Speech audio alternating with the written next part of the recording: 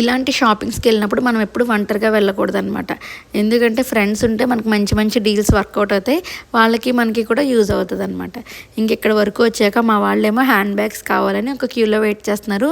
మేమేమో క్రాక్స్ స్టోర్లోకి వచ్చామన్నమాట. ఇక్కడ ఏంటంటే బై 2 అండ్ గెట్ 1 ఫ్రీ అనమాట. సో ఇద్దరు కొనుక్కున్నాం, ఒకరికి ఆబ్వియస్గా ఫ్రీ వచ్చింది.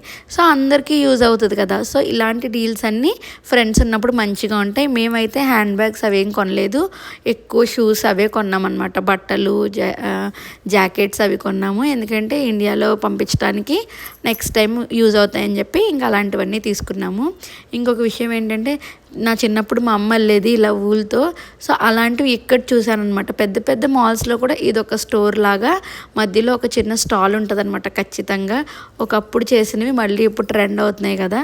సో ఎప్పుడో పొద్దున్న 4కి వెళ్ళిన మేము మిట్ట మధ్యాహ్నం 2:30కి బయటకు వచ్చాం ఫైనల్లీ షాపింగ్ కంప్లీట్ చేసుకొని.